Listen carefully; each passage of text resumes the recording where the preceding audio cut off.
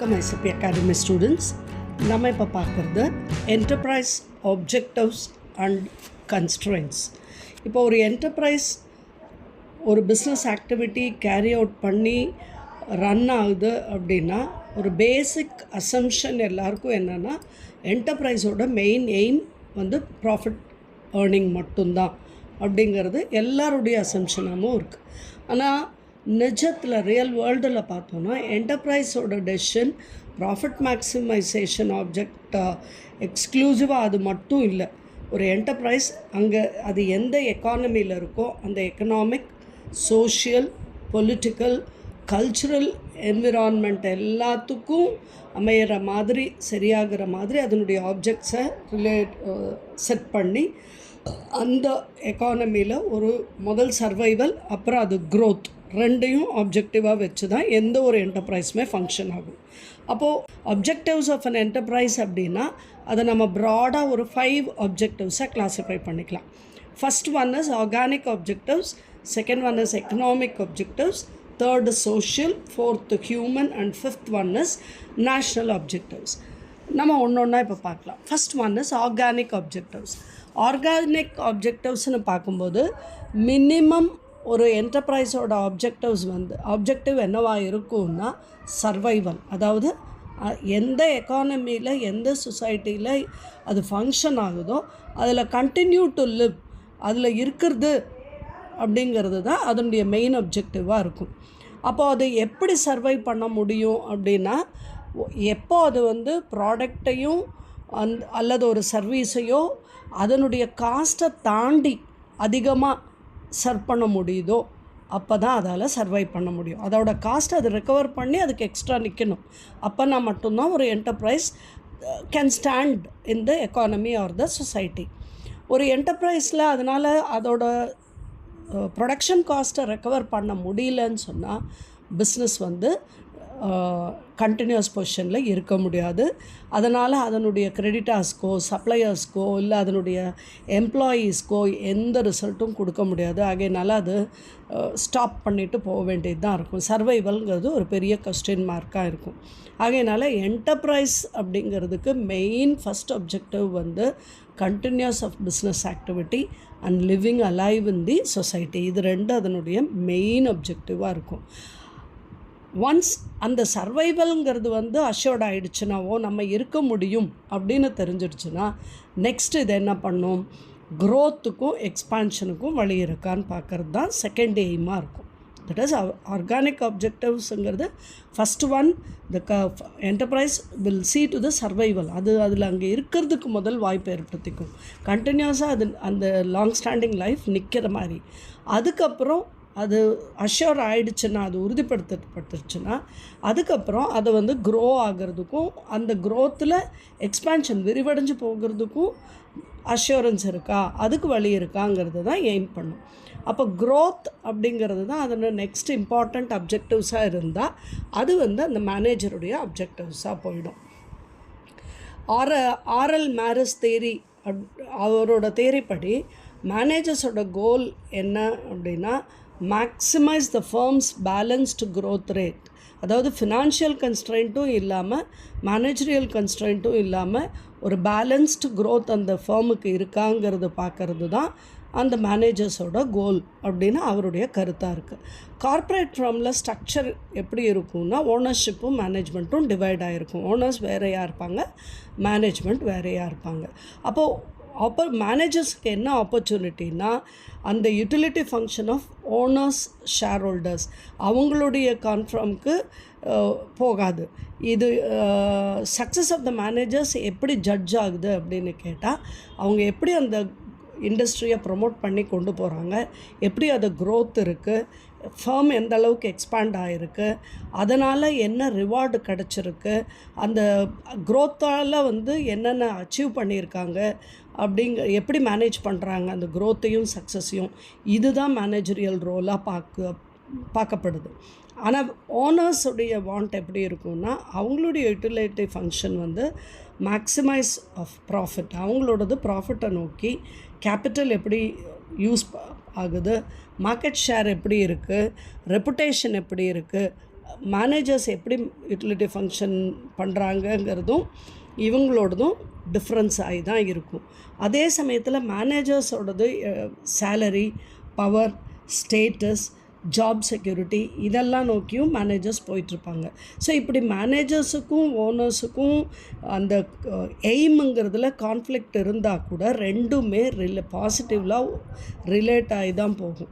அப்போ ஒரு ஃபார்மோட சைஸுக்கும் அந்த 2 யூட்டிலிட்டி ஃபங்க்ஷனும் ஒரு ஃபங்க்ஷனாக கன்வர்ஜ் ஆகி ஒரே மாதிரி அந்த க்ரோத் அண்ட் ஸ்டடி, அதோட ஃபார்மோட ஸ்டெடினஸ் அண்ட் க்ரோத் அதை நோக்கி தான் போய்கிட்டு இருக்கும். மேனேஜர்ஸ் வெறும் ப்ராஃபிட்டைசேஷனோட மேக்ஸிமைசேஷன் மட்டும் பார்க்க மாட்டாங்க. பேலன்ஸ்டு ரேட் ஆஃப் க்ரோத் இருக்கான்னு பார்த்து அதே நேரத்தில் ரேட் ஆஃப் டிமாண்ட் அவங்களோட கமாடிட்டிஸ்க்கு அந்த ஃபார்ம் ப்ரொடியூஸ் பண்ணுற கமாடிட்டியோட டிமாண்ட் எப்படி இருக்குது அதுவும் ஸ்டெடியாக போகுதான்னு பார்ப்பாங்க. அப்போது ரேட் ஆஃப் கேபிட்டல் சப்ளைக்கு தகுந்த மாதிரி அந்த க்ரோத் இருக்கான்னு பார்ப்பாங்க. இதுதான் first and foremost objective of an enterprise. இது ஆர்கானிக் அப்ஜெக்டிவ்ஸில் பார்க்குறோம். Second one economic objectives. Economic அப்ஜெக்டிவ்ஸ்னு பார்க்கும்போது ஒரு ஃபார்மோட பேசிக் அசம்ஷன் நாம் பார்த்தோம் ப்ராஃபிட் மேக்ஸிமைசேஷன். இது எக்கானமிஸ்ட் 200 இயர்ஸுக்கு மேலே இதே தியரி தான் சொல்லிகிட்ருக்காங்க. இந்த அசம்ஷன் சிம்பிளாக, ரேஷ்னலாக, குவான்டிடேட்டிவாக ஒரு ஈக்லிபிரியம் அனாலிசிஸ் மாதிரி அமினபிளாக தான் இருக்குது. இந்த அசம்ஷன் படி பார்க்கும்போது ஃபார்ம் ப்ரைஸை டிட்டர்மின் பண்ணுது அவுட்புட் பாலிசியை வச்சு எப்படி மேக்ஸிமம் ப்ராஃபிட் அட்டைன் பண்ண முடியும், அதுக்கு இருக்கிற கன்ஸ்ட்ரெயின்ட்டை வச்சுட்டு எப்படி யூஸ் பண்ணி டெக்னாலஜியை அதை ஃபினான்ஸை யூஸ் பண்ணி இருக்கிற ஃபினான்ஸ் போட்டு ப்ரொடியூஸ் பண்ணுற குட்ஸு அந்த காஸ்ட்டை விட எவ்வளோ அதிகமாக நமக்கு ப்ராஃபிட்டை கொடுக்க முடியும், அதுக்கு எப்படி ப்ரைஸ் டிட்டர்மின் பண்ணணும் அப்படிங்கிறத நோக்கி தான் போயிட்டுருக்கும். இன்வெஸ்டர்ஸ் எப்படி எக்ஸ்பெக்ட் பண்ணுவாங்க, அவங்க போட்ட இன்வெஸ்ட்மெண்ட்டுக்கு சஃபிஷியன்ட் ப்ராஃபிட் வருதா அப்படின்னு தான் பார்ப்பாங்க. அவங்களுக்கு ஒரு நல்ல டிவிடெண்ட் கிடைக்கிற மாதிரி இருக்கா, ஸ்டாக்குக்கு ப்ரைஸஸ் இம்ப்ரூவ் ஆகுதா அப்படின்னு தான் பார்ப்பாங்க. இன்வெஸ்டர்ஸ் மட்டும் இல்லை, கிரெடிட்டாஸும் எம்ப்ளாயியும் நம்ம என்டர்பிரைஸ் ப்ராஃபிட்டபிள் என்டர்பிரைஸாஸ் அப்படியாக தான் பார்ப்பாங்க. கிரெடிட்டாஸுக்கு அதில் என்ன நோக்கம் இருக்கும் அப்படின்னா அவங்க அந்த ஃபார்முக்கு இன்னும் ஃபர்தர் லோன் லெண்ட் பண்ணணுன்னா அதோட ஸ்டெடி க்ரோத்து, ப்ராஃபிட் மேக்கிங் இது எப்படி இருக்குது அப்படிங்கிறத பார்த்து தான் அதுக்கு தகுந்த மாதிரி மணி லெண்ட் பண்ணுவாங்க. அதே மாதிரி எம்ப்ளாயீஸ் எப்படி பார்ப்பாங்க, ப்ராஃபிட் நல்லா இருக்கா அப்படின்னு பார்க்குறது ரீசன் என்ன, அவங்களுடைய சேலரிஸ், அவங்களுடைய வேஜஸ், அவங்களுக்கு கிடைக்கக்கூடிய அதர் பெனிஃபிட் பர்குசிட்ஸ்னு சொல்கிறோம் இல்லையா, அந்த எம்ப்ளாயீஸ்க்கு கிடைக்கக்கூடிய பர்குசிட்ஸில் நமக்கு ஏதாவது இம்ப்ரூவ்மெண்ட் கிடைக்குமா, அப்போ ப்ராஃபிட் அதிகமாக இருந்தால் தானே இதுக்கெல்லாம் வாய்ப்பு இருக்கும் அப்படிங்கிற மாதிரி அவங்களும் அந்த ப்ராஃபிட்டை நோக்கி தான் இருப்பாங்க. அப்போ எக்கனாமிக்ஸில் ப்ராஃபிட்டுங்கிறதோடைய டெஃபினேஷன் எப்படி இருக்குன்னா அது அக்கௌண்டண்ட்டோட ப்ராஃபிட்டுங்கிற டெஃபினேஷனை விட டிஃப்ரெண்ட்டாக தான் இருக்கும். அக்கௌண்டிங் சென்ஸில் ப்ராஃபிட் அப்படிங்கிறது எல்லா எக்ஸ்பெண்டிச்சரும் தாண்டி அந்த ரெவென்யூவில் என்ன பேலன்ஸ் நிற்கிதோ அதுதான் ப்ராஃபிட் அக்கார்டிங் டு தி அக்கௌண்ட்ஸில் பார்த்திங்கன்னா நம்ம எல்லா எக்ஸ்பென்ஸும் எடுத்துக்குவோம், total revenue minus total expenses, அப்போது that is equal to profit அப்படிங்கிறது தான் அக்கௌண்டிங் சென்ஸில். பட் எக்கனாமிக் ப்ராஃபிட் அப்படிங்கிறது அப்படி இல்லை. It is the difference between total revenue and total cost. அப்போ டோட்டல் காஸ்ட்டு நீங்கள் பேசும்போது எக்ஸ்பிளிசிட் இம்ப்ளிசிட் 2 காஸ்ட்டையும் சேர்த்து நம்ம இன்க்ளூட் பண்ணுறோம். அக்கௌண்டிங்கில் எக்ஸ்பிளிசிட் காஸ்ட்டை மட்டும்தான் எடுத்துக்குவோம். பட் எக்கனாமிக் ப்ராஃபிட்டில் 2ம் எடுக்கிறோம். இம்ப்ளிசிட் காஸ்ட்டையும் எடுத்துக்குவோம். இம்ப்ளிசிட்னா ஹிடன், எக்ஸ்பிளிசிட் காஸ்ட்டுனா ப்ரொடக்ஷன் காஸ்ட்டு, சேலரிஸு, வேஜஸ்ஸு, அதில் அந்த ஃபேக்ட்ரியில் யூஸ் பண்ணுற நமக்கு கண்ணுக்கு தெரிஞ்ச செலவுகளை மட்டும்தான் எக்ஸ்பிளிசிட்னு சொல்கிறோம். இம்ப்ளிசிட்னு சொல்கிறது அதர் தென் தட் மறைஞ்சு ஹிடனாக இருக்கக்கூடியது, இதை தான் நம்ம எடுத்திருக்கோம். அப்போ எக்கனாமிக் ப்ராஃபிட் இந்த ஆப்பர்ச்சுனிட்டி காஸ்ட்டையும் அசோசியேட் பண்ணிக்குது. ஜென்ரலாக அக்கௌண்டிங் ப்ராஃபிட்டை விட இந்த எக்கனாமிக் ப்ராஃபிட்டுங்கிறது லெஸ்ஸராக தான் இருக்கும். எக்கானமிஸ்ட் ப்ராஃபிட்டை பற்றி பேசும்போது எல்லா கேபிட்டல், லேபர், அந்த ஓனர்ஸ் என்னென்ன கொடுக்குறாங்களோ அந்த இதை ப்ரொவைட் பண்ணுறதுக்கு, அந்த சர்வீஸை ப்ரொவைட் பண்ணுறதுக்கு அவங்களுக்கு கிடைக்கிற நார்மல் ப்ராஃபிட்டுக்கும் சூப்பர் ப்ராஃபிட்டுக்கும் நடுவில் இருக்கிற டிஃப்ரென்ஸ் என்னவோ அதை தான் அவங்க பார்ப்பாங்க. அதை தான் அவங்க எக்கனாமிக் ப்ராஃபிட் பார்ப்பாங்க. நார்மல் ப்ராஃபிட் அப்படிங்கிறது அந்த கேபிட்டல் இன்வெஸ்ட் பண்ண அமௌண்ட்டுக்கு நார்மலாக ஒரு ரேட் ஆஃப் ரிட்டர்ன் எப்படி இருக்குதுன்னு சொல்கிறது தான் நார்மல் ப்ராஃபிட்டு. இது remuneration for the labour, reward for the risk bearing function of the entrepreneur. Normal profit அப்படிங்கிறது ஜீரோ எக்கனாமிக் ப்ராஃபிட். இது வந்து காஸ்ட்டோட காம்பனண்ட்டு. அதனால் பிஸ்னஸ் ஓனர் வந்து மினிமம் நெசசரி என்ன இருக்குது அப்படிங்கிறது தான் அந்த பிஸ்னஸை கண்டினியூ பண்ணுறதுக்காக பார்க்குறாங்க. அதுதான் நார்மல் ப்ராஃபிட்டில் பார்ப்பாங்க. வேறு சூப்பர் நார்மல் ப்ராஃபிட்டுங்கிறது அப்நார்மல் ப்ராஃபிட்டுன்னு சொல்லலாம், எக்கனாமிக் ப்ராஃபிட்டுன்னு சொல்லலாம். இது வந்து அபவ் நார்மல் ப்ராஃபிட். இந்த அமௌண்ட்டை வேறு எதுலையாவது இன்வெஸ்ட் பண்ணியிருந்தால் என்ன ரேட் ஆஃப் ரிட்டர்ன் கிடைக்குதோ அது normal profit. Above than that ஒரு டோட்டல் ரெவென்யூ அதிகமாக கிடச்சி டோட்டல் காஸ்ட்டை விட எல்லா காஸ்ட்டையும் இன்க்ளூட் பண்ணி இவங்களுக்கு ஒரு ஹையர் பர்சன்ட் அந்த நார்மல் ப்ராஃபிட்டையும் தாண்டி நின்னா அதை சூப்பர் நார்மல் ப்ராஃபிட்னு சொல்கிறோம், இல்லை எக்கனாமிக் ப்ராஃபிட்னு சொல்கிறோம், இல்லை அப்நார்மல் ப்ராஃபிட்னு சொல்கிறோம். இந்த ப்ராஃபிட் மேக்ஸிமைசேஷன் ஆப்ஜெக்டிவ் அப்படிங்கிறது ரொம்ப கிரிட்டிசிசத்துக்கு ஆளாயிருக்கு ரீசெண்ட் இயர்ஸில். ரொம்ப எக்கானமிஸ்ட் வந்து இதை பாயிண்ட் அவுட் எப்படி பண்ணியிருக்காங்கன்னா, இல்லை ஃபர்ம்ஸ் வந்து எல்லா ஃபர்மும் மேக்ஸிமைஸ் ப்ராஃபிட்டை எய்ம் பண்ணாது அப்படின்னு சொல்கிறாங்க.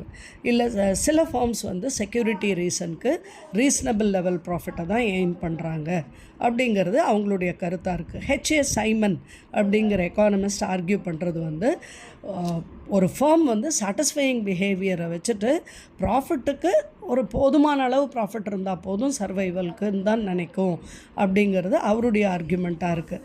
Same time Baumol's theory of சேல்ஸுங்கிறது மேக்ஸிமைசேஷன் அப்படிங்கிறது சேல்ஸ் ரெவென்யூ மேக்ஸிமைசேஷன் அப்படிங்கிறது தான் பார்ப்பாங்க. அதாவது காஸ்ட்டு ப்ளஸ் ஒரு எக்ஸ்ட்ரா ரெவென்யூ வந்தால் போதும் அப்படிங்கிறது தான் அந்த சேல்ஸ் ரெவென்யூ டோட்டல் இருக்கிறது அப்படிங்கிறது தான் ஃபர்ம் விரும்புது அப்படிங்கிறது அவருடைய தாட்டாக இருக்குது. ப்ராஃபிட் மேக்ஸிமைசேஷன் தான் அல்டிமேட் கோல் இல்லை அப்படிங்கிறது பாமெலோட தியரி. அவர் எப்படி சொல்கிறாருன்னா, எம்பீரிக்கல் எவிடன்ஸ் இந்த ஹைப்போதசிஸ்க்கு எப்படி இருக்குன்னா, சேல்ஸ் ரேங்க் அப்படிங்கிறது அஹெட் ஆஃப் ப்ராஃபிட் அதுதான் மெயின் ஆப்ஜெக்டிவாக இருப்பாங்க. நம்ம எத்தனை சேல்ஸ் பொசிஷனில் நம்ம எந்த ரேங்க்கில் இருக்கோம் அப்படிங்கிறது தான் அவங்க வந்து மெயின் ஆப்ஜெக்டிவாக வச்சு பார்ப்பாங்க. அதுதான் அவங்களோட எக்ஸ்பீரியன்ஸுக்கு அவங்க எங்கே இருக்காங்க. ஒரு எக்ஸிக்யூட்டிவ் கேட்டால் அதை தான் சொல்லுவாங்க, இன்க்ரீஸ்டு சேல்ஸாக இருக்கா டிக்ரீஸ் இருக்கா அப்படிங்கிறது தான் அவர் பேசுவார் ஒழிய ப்ராஃபிட்டை அதுக்கு அடுத்த தாட்டாக தான் அவர் பேசுவார் அப்படின்னு இவருடைய தாட். அதே நேரத்தில் அவர் அதையும் சொல்கிறாரு, மேக்ஸிமைஸ் சேல்ஸ்னு பண்ணும்போது கம்ப்ளீட்டாக காஸ்ட்டை இக்னோர் பண்ண மாட்டாங்க, அவுட்புட்டையும் ப்ராஃபிட்டையும் கன்சிடர் பண்ணி தான் அவங்க மேக்ஸிமைஸ் சேல்ஸையும் பார்ப்பாங்க அப்படிங்கிறதையும் அவர் இன்க்ளூட் பண்ணி சொல்கிறாரு. இதை வந்து 1932 பெர்லி ஜிசி மீன்ஸுங்கிற ஒரு பாயிண்ட் பண்ணார். பெரிய பெரிய பிஸ்னஸ் கார்ப்பரேஷன்ஸில் மேனேஜ்மெண்ட் வந்து ஓனர்ஷிப்லேருந்து செப்பரேட் ஆகுது. அப்போ மேனேஜர்ஸ் வந்து கோல்ஸ் செட் பண்ணுறதுக்கு அவங்களுக்கு தனி பவர்ஸ் இருக்குது.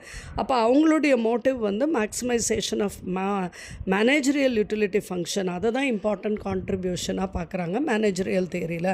வேறஸ் ஓனர்ஸுங்கிறவங்க ப்ராஃபிட் மேக்ஸிமைசேஷனை தான் ப்ரிஃபர் பண்ணுறாங்க. But managers own utility function minimum profit வச்சு நல்லா போகிற ஒரு கண்டினியூட்டியை மட்டும்தான் பார்ப்பாங்க, மேக்ஸிமைசிங் ப்ராஃபிட்டை வச்சு பார்க்க மாட்டாங்க அப்படின்னு 1932 இவங்க ரெண்டு பேரும் தியரியில் பாயிண்ட் அவுட் பண்ணியிருக்காங்க. யூட்டிலிட்டி மேக்ஸிமேஷன் அப்படிங்கிறது இந்த கண்டென்ட்டில் ரெண்டு வகையாக நம்ம பேசுகிறோம். ஃபஸ்ட்டு வந்து firm owned and managed by the entrepreneur himself, அவராலேயே மேனேஜ் ஆகுது, அவரே ஓன் பண்ணுறாரு. அங்கே வந்து என்ன ஆகுது, அவுட்புட் லெவலில் மேக்ஸிமைஸ் பண்ணி என்டர்ப்ரென்யூரர் மணி ப்ராஃபிட்டை மட்டும் இல்லாமல் அவருடைய லெஷரையும் அவர் சாக்ரிஃபைஸ் பண்ணி ப்ரொடியூசிங் அந்த அவுட்புட் லெவலை வந்து இன்க்ரீஸ் பண்ணி ப்ரொடியூஸ் பண்ணுறதுக்கு நினைக்கிறாரு அப்படிங்கிறது சொல்கிறாங்க.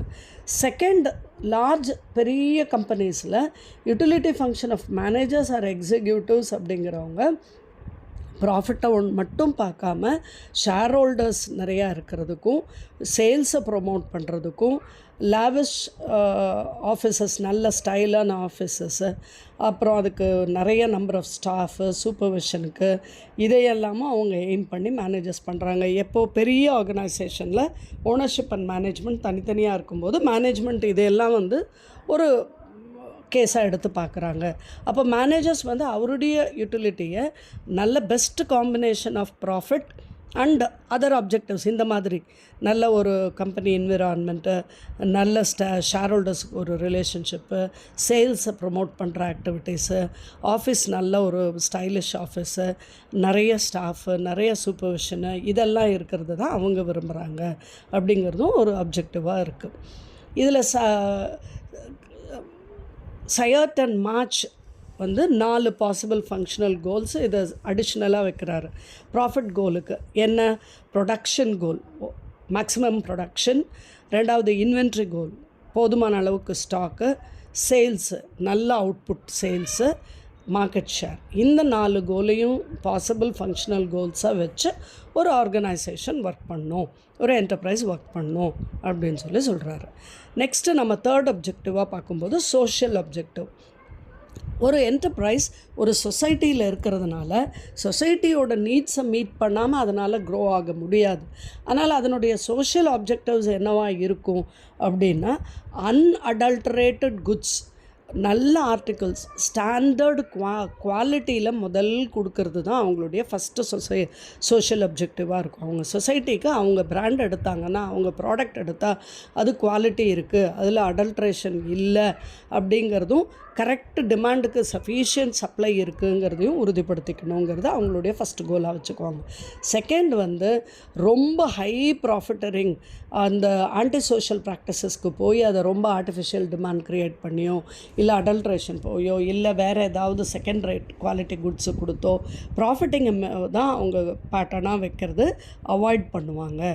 அது சோஷியல் அப்ஜெக்டிவ்ஸ். மூணாவது gainful employment for the people in the society. Maximum எவ்வளோ எம்ப்ளாய்மெண்ட் கொடுக்க முடியும் பீப்புள் இந்த சொசைட்டியில், அவங்களுக்கு ஒரு ஜாப் அஷ்யூரன்ஸ் கொடுக்கறது மூணாவதாக பார்ப்பாங்க.